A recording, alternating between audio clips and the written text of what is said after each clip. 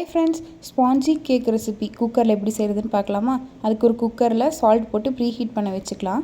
இப்போ ஒரு மிக்சர் ஜாரில் 2 முட்டை, ஒரு கப் சர்க்கரை, 1/4 கப் அளவுக்கு ஆயில் நல்லா பீட் பண்ணி எடுத்துக்கலாம். இப்போ கூடவே பார்த்திங்கன்னா 1/2 கப் அளவுக்கு தயிர் அதையும் போட்டு பீட் பண்ணி தனியாக ஒரு பாத்திரத்தில் மாற்றி எடுத்து வச்சுக்கலாம். இப்போ பேஸுக்கு பார்த்திங்கன்னா ஒரு 1/2 கப் அளவுக்கு ஆல் பர்பஸ் ஃப்ளார் இல்லாட்டினா மைதா மாவு அதையும் சேர்த்துட்டு கொஞ்சமாக சோடா, கொஞ்சமாக சால்ட்டு இதையும் நல்லா சளிச்சு எடுத்துகிட்டு அந்த மிக்சர் கூட போட்டு நல்லா லம்ஸ் இல்லாமல் நல்லா மிக்ஸ் பண்ணி எடுத்து வச்சுக்கலாம். இப்போ ஒரு அடிகனமான பாத்திரம் இருக்குது பார்த்திங்களா, அதில் ஆயில்னா பட்டர் போட்டு க்ரீஸ் பண்ணிவிட்டு நம்ம அடித்து வச்சுருக்கிற மிக்சரை அதில் ஊற்றிட்டு மேலே வேணும்னா ட்ரை ஃப்ரூட்ஸ் ஏதாவது நட்ஸ் வேணும்னா உங்களுக்கு டெக்கரேட் பண்ணிவிட்டு இப்போ அந்த குக்கர் ப்ரீ ஹீட் ஆகிருக்கும் அதில் ஸ்டாண்டை இல்லாட்டினா ஒரு தட்டை மாதிரி கமுத்திட்டு மேலே அந்த மிக்சரை வச்சுட்டு லிட் க்ளோஸ் பண்ணி வெயிட் வச்சு ஒரு 30 மினிட்ஸ் குக் பண்ணிங்கன்னா சூப்பரான ஸ்பாஞ்சி கேக் ரெடி. ட்ரை பண்ணி பாருங்கள்.